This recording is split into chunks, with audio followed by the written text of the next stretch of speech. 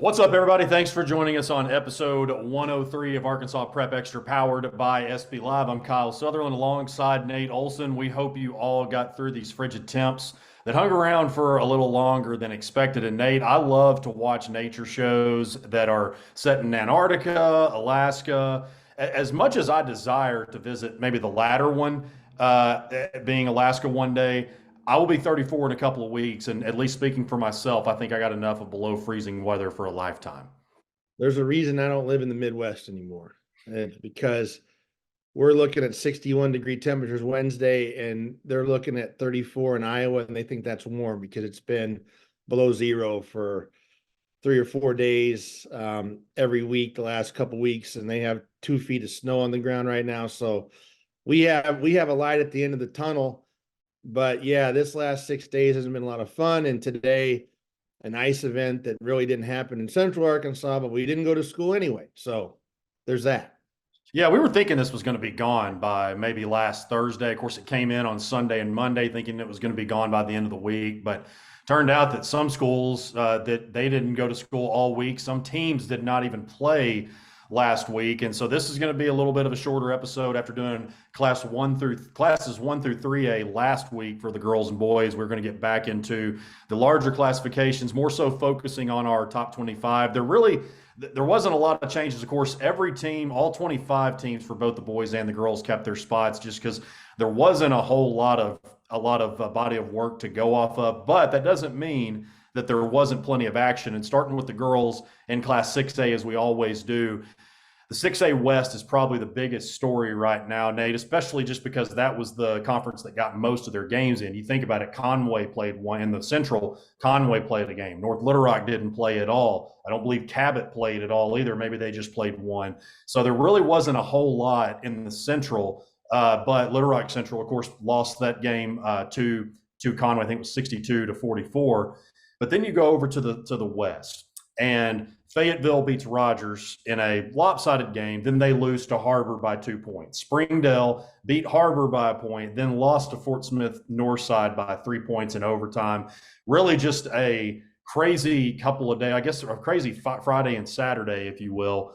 But the standings right now, so of course the top 6 spots from each class, each conference in Class 6A will go to the state tournament. So if it were to end today, you've got Northside with both of their victories at the top at 17-3, 6-1. I'll just give conference records.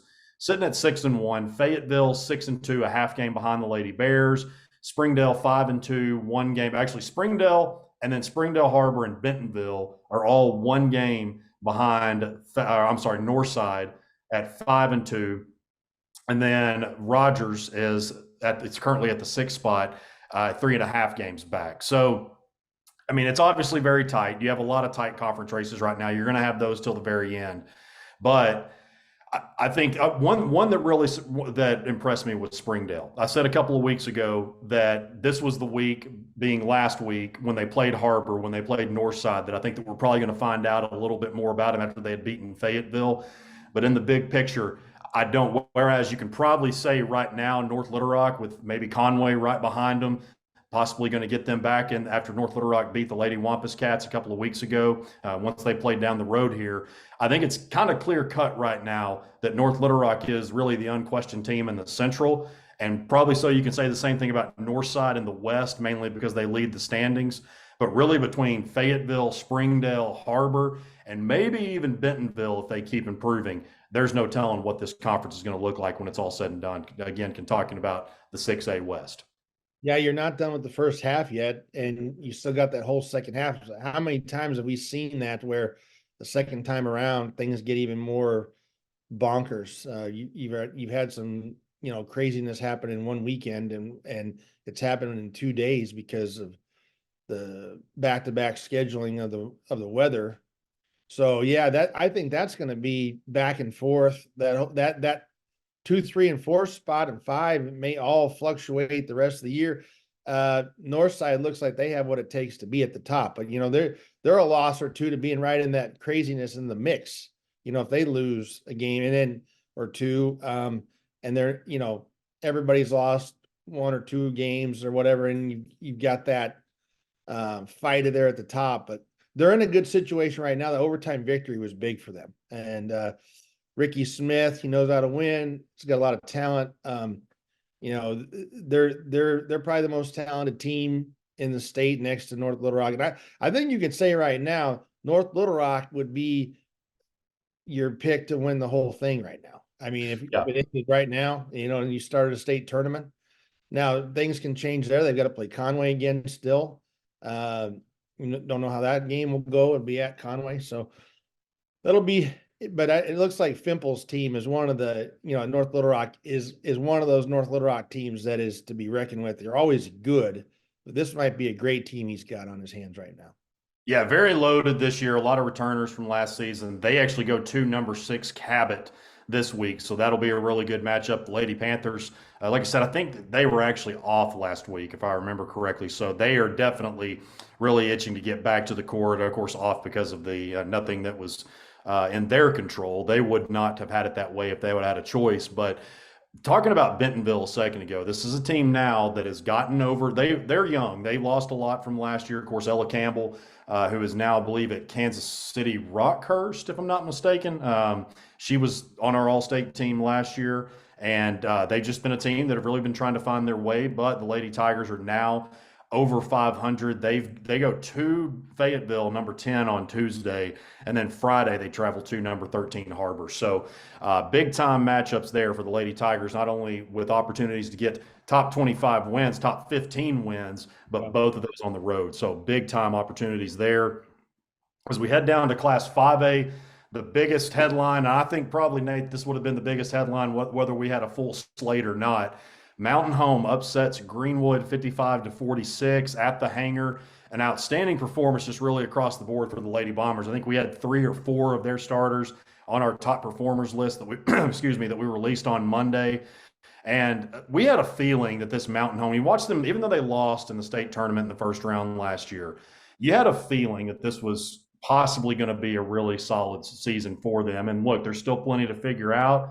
But this win that they had over Greenwood, that was Lady Bulldogs' first loss in regular season play in 47 games, dating back to February of 2020. So right before the season got shut down due to COVID, or I guess the state championships got shut down due to COVID. But also wanted to mention Dell Leonard in that matchup against Greenwood, their head coach, has been there for 25, 26 years now, got his 400th win. But it also is worth noting Clay Reeves, Greenwood's head coach, possibly, I mean, I'd say up there with the John Hutchcrafts and some of those names, the best to ever do it in the state of Arkansas, got his 800th victory overall in the 65-39 rout of Siloam Springs. That was the night before the Mountain Home game. So definitely, this is one that I think Greenwood's going to probably look at the film. They're going to see a lot of missed opportunities. They got, I believe, they got out rebounded by a good margin.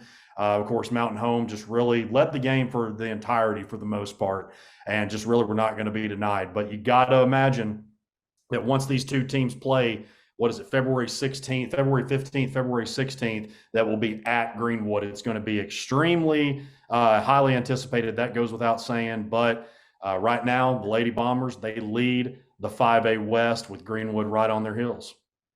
What a huge win. What a big win for your 400th. Congrats to Coach Leonard. And, I met Clay Reeves in 1999 when I was in Northwest Arkansas, Greenland. And that's where I got acquainted with him. It's funny because at that time I did know Preston Early, who was Albie Early's son, but I didn't know Albie Early. And then I met Albie Early a few years later when I was in Pine Bluff. And I didn't know that the Earlys all have a connection with Clay Reeves, that basically Albie Early, who a lot of people know as the Hall of Fame athletic director, softball coach, and basketball coach at UAM, was a Which, mentor. by the way, I'll interrupt you real quick. Albie Early, he is the winningest coach in all of Arkansas collegiate sports. Whether that's over Norm DeBryan, he's won more games than any coach in any division of any sport in Arkansas collegiate history. Well, I got to, I knew Preston when he had just become the coach at Rogers. That seems hard to believe that, that doesn't seem that long ago, and he's been there that long. And then when I went to Pine Bluff, and Albie was like, well, my son, he's told me that he knew you. And then I got acquainted with him, and I didn't know all these years that Clay is from Eudora, and then went to UAM to play basketball. It didn't work out. And Albie said, well, come over here and be our student coach, manager for the girls team, women's team. And, he got him the Greenland job. He was in Bay up in Northeast Arkansas, and Albie knew the principal at Greenland. That was really important because Greenland was where he really became known. And then he gets to go to Greenwood, where he has really put them on the map. I mean, they hadn't won a championship there. He's won 7. And so more people, even though he's been there 21 years, which I could not believe it'd been that long. You've been here 25, 26 years like I have. You forget that some of the numbers on these guys, but I had a great conversation with him the other night following that win. He's not only is he a good coach, now Dell Leonard's like this too. And all the coaches we mentioned, Daryl Fimple, Ricky Smith, Hutchcraft, they're good people. You want your kids to play for them. And not only that, you're going to win ball games. And so it was really cool talking to him. And what one question stumped him? He had to ask, he had to phone in a friend to his wife how many years he'd been married. Oh man, I don't know. I probably would have called sitting next. Yeah. I think I would have called my daughter on that one over probably. Well, his wife was sitting next to him, I guess, when I called, and he got a little verklempt. It's easy to happen when you've been married over 30 years. I can see how you might misplace a little bit. He wanted to be, factually correct on the record, so he asked her, and she chimed in and told him. But it was a great conversation with him. And as far as this matchup goes, that's going to be an extremely tough game for Mountain Home going back to Greenwood, because those fans know that they might need a little extra help. They've lost the game. It's going to get those fans fired up. I think they get good turnouts. Some places get good turnouts for girls' games, others don't. I think at Greenwood they do. And their program is a little more, better than the boys. I think a lot of people come to those games. So that's going to be a very hostile environment, the dog pound, so to speak, for Mountain Home. But a signature win for Dell Leonard in more ways than one. When you win 400, then you win it against a guy who just won his 800th win and a team who was number 3 in our rankings at the time. I think I also forgot to mention when we were talking about 6A, Kimberly Jenkins from Har-Ber, she got her 100th victory at the school. Now, of course, she won, was it 2 state championships at Valley Spring? I know she won 1, I think maybe 2, but her time at Har-Ber, she won her 100th game. So multiple coaches in the higher classifications hit some milestones. A lot of good coaches in girls basketball, Yes. Some legends and then some up and comers. You talk about some of the, Coach Dean at Nashville, and you got a lot of like young up and coming coaches. You got some veteran coaches. You got people like Dean that are going to be veteran coaches that they're real young, but they're not old. And you've just got a lot of really good basketball coaches. And we talk a lot about football coaches, but basketball coaches, especially on the ladies' side, very, very good, and some legends there. Yeah, you got Paul Dean that's not even quite 40 yet. Mitchell Weber at Brooklyn, who's an up-and-comer. I don't even think he's quite 30. Then you got Matt Post at Clinton, another great young coach that is around that 30 range. So, yeah, a lot of really good. It makes me feel I'm going to be, like I said at the top, I'll be 34 here in a couple of weeks. Really makes me feel old seeing these guys and girls that I either played against or played well before. That's when you really start feeling that age really tip up there. So some of the games to watch in Class 5A this week, you've got number 20 Greene County Tech at number 16 West Memphis. Number 18 Marion travels to number 20 Greene County Tech. That will be, so Greene County Tech with some big matchups this week. That'll be a Wednesday game, Marion and GCT, and a makeup from last week. And then down to Class 4A. Hey, can I interrupt you real quick? Real quick? Ahead. Handicap the 5A East for me, because I go on the front row at Budrow every week, and the 5A East, we talk about that in football. The 5A East in basketball in general, but particularly girls, you look at our rankings this week that are coming out Tuesday or Monday. So they'll be out when you see this, but you see a very big trend in the 5A East. There's going to be a lot of teams. There's going to be some teams that don't make the playoffs that are pretty good. Handicap that real quickly, and I'm going to reference that on the show on Thursday when I go on there.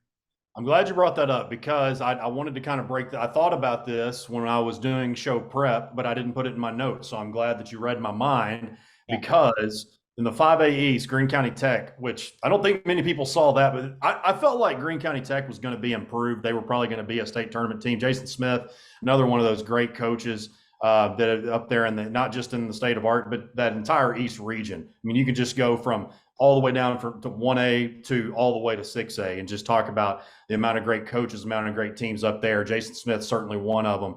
And Greene County Tech leads 3-0. Searcy right behind them, 3-1. West Memphis is 2-1 in conference. Nettleton is 2-2. Marion right now is 1-2 in conference in sixth place. But this is just like you said, Nate. I think Marion was really that team last year that we kept pointing at, especially this time of year or this time last year when they started to kind of get it turned around. And it's just like, get to the tournament, get to the tournament. Yeah. And that's pretty much what it means in this. They did get to the tournament and they made it to their third straight semifinals. So you take a Nettleton right now that's currently sitting in fourth place. Think about the wins that they've had this year. They've beaten Bologna. I can't remember exactly all the ones off the top of my head, but they've got multiple top 25 wins, and they lost one of their top players. Shakira Brown, the transfer from Paragould, in that Bologna game. So they've continued to play really well. You know, West Memphis and Coach Leake, I think it's really just they've really just been trying to. They've got pretty much a good perimeter game. They've got really everywhere in their starting five is pretty good. It's just Clemisha Prackett. It's really tough to replace that. You know, you've got Tyra and Layla Taylor, her daughters, that are really well. Janiah Tucker, that's really. I'm sorry, Janiah Tucker is that for? You know what? If I just said somebody from, let me see here. Oh, I think sorry. Janiah Tucker is from. I just did something. Not only did I say the wrong player, I said it from the rival school. I was thinking of Tyra Taylor. I was thinking of Anaya and Alea Price. I got the 5 East guards mixed up. So the Price sisters for West Memphis have done a great job for many years. So this is still a really deep, well-rounded team. And I'm sitting here. While I'm doing this, I got to double check myself and make sure. Okay, I said the right thing. Let me reverse here. Janiah Tucker was their point guard. So last year they lost Janiah Tucker, they lost Clemisha Prackett, and then this year they had Tyra Taylor, Layla Taylor coming back with the Price sisters. So they've got two sets of sisters on the team.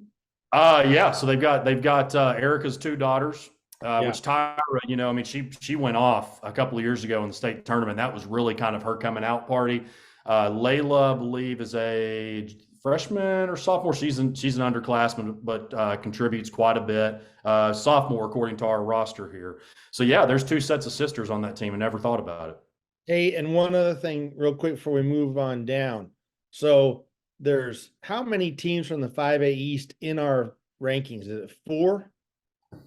So we've got or close to like 5 of the 8. We've got Greene County Tech, Searcy, West Memphis, Nettleton, and Marion. That is a very tough. And then I also want to mention, we're going to mention Brooklyn and 4A, but they're a member of the 5A. That slipped me up the other day because they're 5A East in football, but they're another Northeast Arkansas team. So you've got 3 or 4 juggernauts in the Jonesboro area right there. And then you've got Marion and West Memphis representing Northeast Arkansas as well on the fringe of it. So a lot of good basketball being played. I know we'll talk about Brooklyn in a minute, but I wanted to mention the 5A East because I don't think that there's any other conference rankings we do. It's very rare to have 5 teams in a league and they're in the top, they're close to the top 20. Like they're inside the top 20, most of them. So that I thought that was impressive. Yeah, Brooklyn does. They actually lead. I'm going to them right now. So I was about to head down. There's not a whole lot from 4. Nashville, one of the highlights from there was Nashville was really pushed for the first time. Our guy, Eric Taylor from the ADG, covered that game. I was following some of his highlights, watched a little bit of the film. And kind of the news from that game was that they were pushed really for the first time in 4A7 play, but also Olivia Dean, Paul Dean's daughter, the senior guard for them, she had been injured and came back and scored 21 points. So that was really kind of the big news. I guess if there was big news coming out of Class 4A was really that because there just wasn't a whole lot played last week, was really that Nashville was challenged for the first time really in conference play. Speaking of Nashville, they got a non-conference matchup that's really intriguing. So right now we've got them at number 12. They head to number 5 Valonia Saturday. I actually had to text Paul Dean on Sunday, and because sometimes there's these random games that are just thrown in Yeah. on like a Saturday. If it's a conference opponent, I don't ever think twice about it. But since it was non-conference, but then I also thought about these two teams, and both of them love to challenge themselves every opportunity that they get. So also another one, we were talking about Northeast Arkansas, a game to watch this week in Class 4A girls. On Friday, switching over to the Northwest side, Gentry at number 22 Gravette. So the Lady Lions are currently a half game ahead of Gentry for second place behind number 2 Farmington in the 4A1. That's a conference that obviously Farmington has really just ran through for quite some time, but behind them was Gentry for really the past few years, and Gravette's kind of taken that next step up, and it seems like that they want to. I mean, obviously they want to compete for it. They were right there with Farmington through the first 3 quarters a couple of weeks ago, and then Farmington ran away with it in the fourth. So this is really kind of a matchup of, hey, who is probably going to be that number 2 team? Now, still plenty to find out. I think they might have played already, and Gravette might have won, but I could be completely wrong on that. But either way, I feel like that probably one of these 2 teams, it goes without, it should not necessarily goes without saying, but it's almost a safe bet to say that this will probably be the second and third team behind Farmington when it is all said and done. Then heading over to the boys in Class 6A. The big news here, Nate, is we have a third number 1 team over the past as many weeks. So in the past, Little Rock Central through the first 2 weeks had that number 1 spot. Then it was Har-Ber after Bryant had upset Central on the road. And then Fayetteville takes down the Wildcats to not only earn themselves the top spot overall, but they also remain undefeated against in-state competition. Last year at this time, the big debate was who was number 1, mostly between Blytheville and Bentonville West. Those were kind of the top 2 most popular teams. And even though Bentonville West is right on the verge, both of them are not even ranked in our polls right now, to tell you how much things have changed. So it's really right now between Benton's in the top 5, but I think between Bryant, Fayetteville, Har-Ber, Central, if you really broke down the schedules, because I think Har-Ber has by far had the most difficult schedule, both out of state and in state, as far as anybody in the state. But you probably got a case for those 4 teams if you really broke down the schedules, how they fared in each one of those games. You can have an argument probably for all 4 of those teams of why each one has a case to be number 1. But right now, it is the Fayetteville Bulldogs who have not lost against in-state competition. Mm-hmm. Bryant riding an 18-game winning streak right now, and they play North Little Rock tomorrow night. So Tuesday night. So that'll be real proving ground for them there. Another feather in their cap if they can win it. I think what this shows you is the state tournament's going to be good.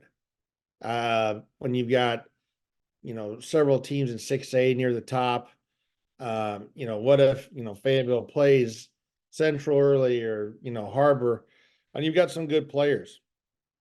I'd almost kind of forgotten about Ornette Gaines. We've talked about him so long. We've talked about him since he was a sophomore. I was reading about him the other day. I thought, oh yeah, he's still, still there. A guy that burst on the scene as a sophomore. So there's some good individual players in Northwest Arkansas too. And you've got Muldrew, you've got Seeley up there at Springdale, and then Muldrew at Har-Ber, and they just played recently, right? And yeah, Muldrew dang near had a triple double. I think he was like 2 rebounds or maybe 2 shy, but yeah, he dang near had one. So a lot of good players, individual players. Bryant's got Kellen Robinson who's filling it up, some other young guys. So the tournament could be very good. That could be a good tournament. You've got a pretty balanced league on both sides there. A little bit heavy at the top, but and Little Rock Central is not all of a sudden not any good now. I mean, they're still a great team. They're not your number 1 team. And then Jonesboro is a team that's dangerous, because if they can get in the tournament, which they should get in the tournament, you don't want to see West Swift in the tournament. That's what I was going to say. Jonesboro for me would probably be the team their record is not that great, but you think about what they have lost in the past 2 classes. When 2022, when they mercy ruled every single team in the state tournament, And Coach Swift was like, not to brag, but we're probably not going to go anywhere next year because the junior class could easily start this year. We've just got such a loaded team. And as we saw, even when they bumped up to 6A last year, won their third consecutive state championship. So that 2022 and 23 class, you had a feeling that they were going to take a big, not necessarily a big step back, but they would definitely probably experience more learning pains than they would have anticipated. So I would put Jonesboro as my team that's probably the one to watch in the Central. And the other one from the West that I don't know that I'd necessarily say to watch at this point, but one that I've talked about as one that we're just not really sure. It doesn't seem like we're sure kind of where they're at, and that's Bentonville. They've had as up and down as a year as you could imagine. Went to the finals a couple of years ago, gave Nick Smith and Kalel Ware and North Little Rock a really good game, really competitive game. But I mean, pretty much just ever since they had a really slow start, they did really well around the beginning of the year, but they have not won back-to-back games since December. So in 2024, they haven't won back-to-back games. They've lost 3 of their last 5, but before they drop out of the top 25 or before they drop low in the top 25 or just out of it completely, I do want to see how they fare this week away from home because they're going to play top-ranked Fayetteville and they've got number 4 Har-Ber. And I think with the way that this season has gone for them, kind of what we've seen with all the upsets. Now, I'm not particularly calling a Bentonville upset over Fayetteville or even saying they're going to upset Har-Ber, but I am going to say that it really would not shock me a bit if they did at least get one of these two, or they go 0 for 2 and they play really competitive. I really like Coach Rip, what he's done. That's the thing. They lost Caden, who was their big guy. He was their power forward. Caden, his last name is slipping my mind. That happened to me last week as well. But they lost him. He transferred out before the year, so that's a big piece. A multi-year starter that had been there for you. So Bentonville's definitely working on trying to get the pieces together and still have a chance to make a run here. But that's one team that I'm really watching as they've got 2 really big opportunities against top 5 competition this week. Yeah. That'll be very telling for them. They can win one of those. If they can just split, I think that'll help them a great deal. That's tough competition. We talked about it on the girls' side, and then on this side too. There's not an easy night. It's not easy to go to Bentonville either. Even if Bentonville is not high caliber, they're a little above average. That's a tough place to win.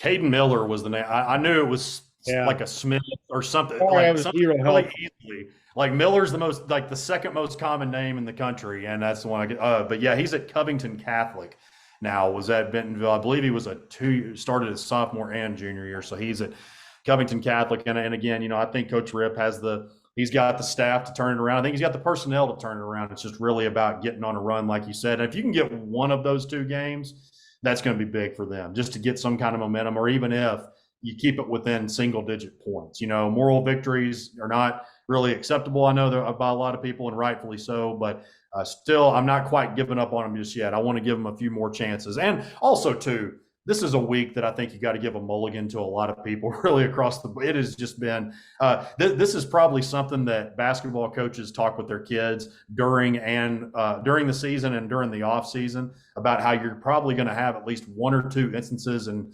January and or February where we're going to have rescheduled games, but still, nonetheless, getting thrown off like this is always tough. And then down in Class 5A, we've got number 8 Pine Bluff. Some of these games that are not a whole lot, from Class 5A last week. So some of the top games to watch in the class for this week. Number 8 Pine Bluff at number 11 Lake Hamilton. Obviously, a great rivalry from the very, very deep 5A South. Another rematch of last year's 5A state finals. Pine Bluff won this season's first matchup between the two back in early December. Lake Hamilton has lost, I believe it's the last 4 games to the Z's dating back. I know that the last time Lake Hamilton won this game was in February of 2022. So it's been almost 2 years and either 4 or 5 meetings since the Wolves have taken down the Z's. And then number 15, Bologna, is back on the court after they did not play last week. And they've got a big one against Parkview at Parkview. And then Friday, Valonia's also got a big game when they host Maumelle. Valonia did win this season's first matchup. This could be for the top spot in the 5A Central between the Hornets and the Eagles, along with Parkview, and also Catholic, who is 1.5 games back of Valonia, who sits in first place. They've got an opportunity to make a big splash against Maumelle on Wednesday. So a lot of the top teams at the top of the 5A Central competing against each other this week, and we should find out a good bit about that conference, kind of where we are. And then also in the 5A West, you've got number 17 Mountain Home headed to Alma. Airedale's the really team to watch. I'd probably say, Nate, either Bentonville West or Alma would be the 26th ranked team if we're going past top 20, because they weren't in our rankings. But those two teams are right there neck and neck. And if Alma can take care of business this week, I have a pretty good feeling that they will see their name next week. They've won 5 straight after dropping 5 of their previous 6 at the end of December. And then also number 14, Russellville, who's been a big time, somewhat of a surprise this year. They travel to number 24, Van Buren, who is also very improved. So Van Buren, Russellville, Mountain Home, and Alma, really 4 teams in that West Conference that seems to have really improved. And then finally down in Class 4A, this is more so than like big news, Nate. I would say this is kind of more so impressive than anything. Camden Fairview beat Malvern Tuesday 98-94. That's one of the higher scoring games that I've seen this year. Seen plenty of teams put up 80, 90 plus. I think it was it Little Rock Christian that beat Heber Springs like 80-19 last week or something crazy. But that's, I think, combined score nearly almost 200 points. That's the highest that I've seen, boys or girls, this year. Yeah, you caught me drinking. Yes, that's you don't see that very much in like my whole career. I mean, Yeah. teams that are both scoring over 80 points. That doesn't happen much. No. And then also too, some games to watch this. So we've got one that you definitely want to keep an eye on from our Power 25. So number 21, Morrilton, host a really sneaky Subiaco Academy team on Tuesday. Nate, I'm not sure if you followed Subi, but they are 16-1. They've beaten multiple upper class teams, including Van Buren, who I just said a second ago is number 24 in our rankings. Their only loss was to Morrilton on December 14th, and it was only by 6 points. So Morrilton done really well under Coach, I love Coach Zachary. I think Keith Zachary is known as, not only is he another just swell dude, just a great dude, known as being the best dressed coach in all of Arkansas hoops. Isn't that his reputation that he has? I think so. Yeah, Yeah. He is a swell guy. Yeah, a really good guy. I Really heard that good word for a while. Swell. Yeah, he is though, and he's a good coach. What they did with Pinion a couple years ago, and even before that, he's really good. And some of the under the radar games that to keep an eye on. Now, we don't have any of these teams ranked, but both faring pretty well in their respective classes and conferences. You've got 12-1 Magnolia, who of course has been really, they took a step back last year after Darian Ford and those guys graduated, but definitely one of the teams, one of the state's all-time teams over the past really few, not all time, but at least most recent juggernaut teams that won multiple state championships. So they're currently 12-1. They head to Arkadelphia, who is 12-4 in 4A7 action. We mentioned Brooklyn a second ago. They're currently 18-2. So the boys and the girls having a really good year. They go to Jonesboro Westside, who is 14-3, a great 4A3 matchup. And then on the other side of the state in the 4A1, P Ridge, who's 20-3, got a lot of talent on that team. They take on number 10 Farmington, who's 21-2. So last year, Nate, if I'm not mistaken, I want to say it was Huntsville or somebody that we didn't expect was the only team in I've got like the hiccups or something. Was like the only team in 4A1 play last season that really gave Farmington a game, and it was within like 10 or 15 points. That's kind of the question is, can somebody do that this year? It hasn't happened yet. Will P Ridge be that one to possibly do that this Friday? Did you see Lane Taylor outscored the whole Prairie Grove team? That happens I a lot. Fill it up, can he? That he's, I think I said last week how Ty Robinson from Lake Hamilton, he's like a guarantee. I said this either last week or the week before. He's a guaranteed 25-10 pretty much every time he comes out. I mean, that's how Lane Taylor's. I mean, he's going to put up 25 to 30 points. It doesn't matter who it's against. That's just what he does. Yeah. No, I had a scout tell me, that we talked about it on the radio at Jonesboro. I said, he's 6'1" or whatever, if he was 6'3", and the guys in Jonesboro said, Randy Myers saw him, at the tournament last year. That he said he doesn't think he's even 6 foot, like maybe 5'11". Yeah. But those rosters, I was always 6'2", and I think I'm 6'1.5", but that's what I go with. I always have. But Yeah, I I think think you always up that, and you say, well, in shoes and basketball shoes, I'm 6'3", and in regular shoes or flip flops, I'm 6'2", so to give you that extra inch. And but the point was, if the guy is a little bit taller, major Division I schools, it's always a point of contention with me. That guy can play. Is 2 or 3 inches make that big a difference? I don't know. I think there's guys that can play basketball or football.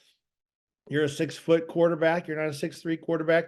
You're a 5'11", 6 foot linebacker, not a 6'3" linebacker. Can you hit somebody? Can you do this? Can you do coverage? Can you shoot the ball? Can you play defense? I think some of those stats or those measurables, we're even more inundated with that now, and it's like the analytics of it all, and got to have a prototypical person at the position. And I hate that, because I think as a scout, I see some of these guys play. I saw some tape of Noah Romine. He's in 6A, but made some headlines the other day. He had 32 points the week that he attended his mom's funeral, an emotional week for him. That guy can play. 5'8". Wow. I saw he had 32 points in a game, but I saw his mixtape. I mean, it's unbelievable. I mean, he's unbelievable. Like coming up and yeah. off the logo and things like that. I think the biggest frustration, like with us who cover Lane Taylor and have seen him so many times, whether it be in person or on video, it was that he could do what so many other guys could do, but I don't know that a lot of other players have his basketball IQ. And Yeah. part of that is just being the son of, it's like Marcus Wimberly in football. I talk to people about this all the time. I played against his dad, Tommy, who is the defensive coordinator at Bauxite. What makes Marcus so incredibly I honestly would almost use the word, I don't know that I would quite define him as special yet, but just a very high caliber prospect that I hope that does end up committing and going back to Fayetteville. He decommitted, but of course whatever decision he decides to make when it's all said and done. But that it's just, I don't know if it's part of just growing up around the game, but they just see it. So JC Halitzka, James Halitzka's daughter, that's just a freshman at Bergman. I mean, there's so many coaches' kids that you could point at that they've got the talent. Olivia and Caroline Dean at Nashville. They've got the talent, but they just know exactly where to be and what to do. And that just makes it different. And that was the frustration that a lot of us had in terms of Lane's recruitment. It's like, look, we get it. He's not the biggest kid in the world, but just look what he can do. You can't coach some of the stuff. Shooting range, the IQ. And, if you haven't seen Caitlin Clark play, I highly recommend that. I mean, she is somebody, the University of Iowa, a Des Moines, Iowa native, that is putting women's basketball on the map. And to me, she is like a Larry Bird, like a Pete Maravich, somebody who, as soon as she crosses half court, she can shoot it. We don't see that a lot anymore. You've seen Steph Curry and that, and then the way she plays the game with her mind. Mike Bird had eyes in the back of his head. He's making these impossible passes. Maravich did that too. Now you're seeing it with her. Taylor does that to a degree. He is a gym rat. He is a guy that you can tell is a throwback type player, and he has that IQ and the feel for the game that I think transcends any kind of height that he has. He's not 5'5", 5'11", 6 foot, whatever you want to call that. But I think whoever gets him, if it's North Texas or whoever it is getting a steal. And the thing is, I don't know that he's even reached his full potential yet. He gets in the college program, gets in the weight program, gets in a college offense. I mean, that guy is going to even be better. So I think a lot of schools are going to be sorry they didn't take him, but he is a guy that is not the norm. Some of the things he's doing on the court, just like we can see Clark, pulling up from that Hawkeye logo and hitting threes. That's not the norm. He does things too that are, we don't see 33, 35 points in games and 40 points in games. You don't see that all the time. So he's something special. And I think he's getting undersold. But I think that also is what drives him to be better. And I think he wants to win a state championship. Going to be extremely hard to beat Little Rock Christian.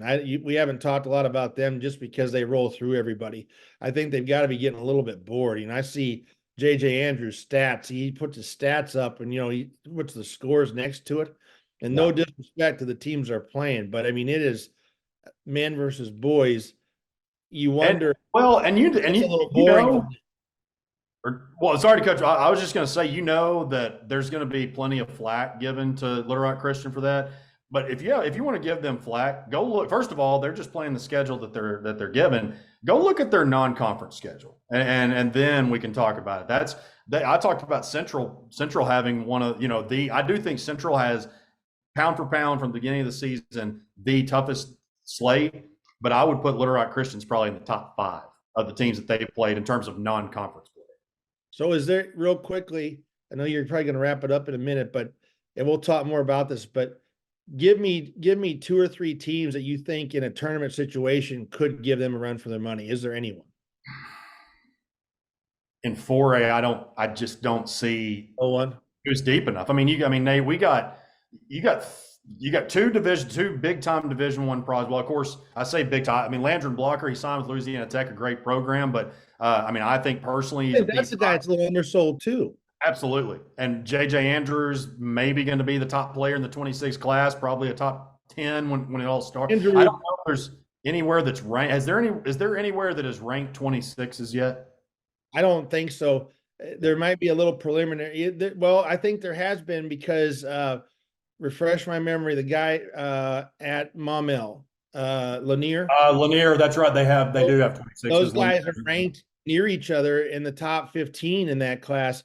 But and not taking anything away from Jacob Lanier, but Andrews is the most impressive 9th grade. We talked about Kane Archer, 9th grade football player. Andrews is the most impressive 14-year-old basketball player I've ever seen. 14, 15, whatever he was last year. I think he turned 15. That guy is unbelievable. And knowing his dad like I do and covering him, you can see the strength from his dad. He was 6'7", 365 pounds. JJ is 6'5" or 6'6" right now, probably 195, 200. And his mother was 215, I think. About 6'6". Yeah. You wonder, what would happen if the football team got a hold of him? Because he could be a great receiver, tight end type. Oh yeah. Yeah. Dustin Grimmett would love to have that. But I'll finish this and I'll give you the floor. He is no question the best young player I've seen. With those dunks and everything. You talk about basketball IQ, the intangibles. He's got it all. He is a, we saw Nick Smith go to the NBA after 1 year. That's the path that he's on. Now, I think the question now is he going to take the path of the older blocker that's at Arkansas and go to a prep school? Or is he going to stick around at Little Rock Christian? I think that's a big question right now. Yeah, and of course, we don't, and this was brought up a couple of weeks ago, but if I'm JJ, it's like, what more do you have to prove in Arkansas? You know what I mean? It's like you kind of want to play. So, and I say that more so of not like persuading. It's more so of if he does leave, you totally understand. You want to play against the nation's elite, like the Moses Moody's did. I know, Nick Smith could have, but he didn't. Khalil Ware could have, but he didn't. Wanted to win a state championship, at North Little Rock, and that was a great season, a great team to cover. But the 2-4, I'm still thinking usually it takes me a full school year to get like the 26s or sophomores and not freshmen. Now I was thinking of 27s that have not been. I don't think there's been any rankings for those, but for 2026. The 247 composite has him at 20th. It's a 5-star, 20th nationally, 6th shooting guard, and then of course the top ranked player in Arkansas. Where is Lanier on that list, if I can ask? Lanier, I'm going to I put speak you on the very, spot. let's see here. Lanier, according to 247, he is not ranked according to 247. Okay. See, there was one ranking that had him above, maybe ESPN, I that think had it's him above ESPN. Let's see. Andrews.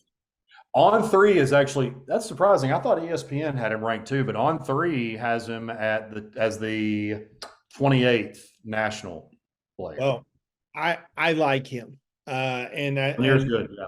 well, and I mean, I was talking about Andrew, but I like Lanier too. But I like Andrews to be a potential, NBA one and done. And I think that's what Lanier wants too. And he can, I think he can do that also. But just there's some things with Andrews that I see that I saw in Nick Smith where you don't, and Khalil Ware, where you don't see that every day. You don't, I mean, just some of those intangibles, like you knew Nick was going to go to the NBA. You knew that early on. I mean, knew that probably junior year, sophomore year. And, JJ is on that trajectory. Lanier probably is too. Now, the thing that I would say, about sticking around, if you're not going to get the competition in that 4A level, you're still going to get recruited by everybody. You're still going to be a McDonald's All-American type player, but you're going to have to go from that competition to your freshman year at a major school, and it's going to be a little shock for you. Even when you play AAU basketball in the summer, and I'm not trying to say he should leave or anything, but I'm just saying what you said. There is a good reason why he would if he did. And I think it helped Leighton Blocker. I think it helped him. I know he's not playing as much as he wants to for Arkansas right now, but I think that's about to change here in a little bit. I think Yeah. But he has contributed a he lot. has contributed, and I think he's going to play more, especially now that they may have figured out that what's going on is not working and they may not make the tournament. They're going They to need figured out that Layden is actually guys. one that cares. Yeah. Yeah, I know. And we talked about that on the buzz, Joe Frank and I, just what you just said. He's like, and Sully was saying this. He's one of the guys that's doing the dirty work and some of the things you need on this a role player right now that you need in the lineup. They've got a lot of like prima donna score, stars, but they need somebody that's going to play defense and the gritty, gutty type stuff. Blocker shown he can do it, but he got some really good experience going to in Kansas at Sunrise Academy. So you don't definitely blame JJ, but there's a lot of other things in play there. Not everybody wants to be away from their family, for 2 years or whatever it is before they go to college. It's desire. I mean, Nick could have done that. He didn't want to leave Arkansas. He knew he was going to Arkansas, wanted to play in front of Razorback fans. He knew that going to North Little Rock, though, he could go play in some of these premier tournaments early on.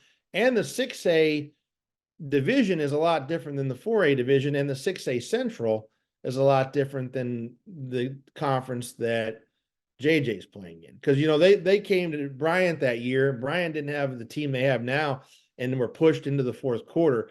And you mentioned earlier about how Bentonville pushed him in the title game. So he kind of had the best of both worlds there because he could play in those preseason tournaments in Florida and the Pine Bluff, in the King Cotton Classic, get pushed by he played Brandon Miller, in that tournament and stuff, and then play at the highest level in Arkansas, still be at home. I don't think he wanted to go away from home and the Razorback fans. So it's going to be interesting to see what he does, but it does not look like on a night in and night out basis that he and Blocker are really getting challenged too much. Robinson gave him a game, I think, earlier in the year, and they play Robinson again soon, I think. But that's really been it. So be something to keep an eye on.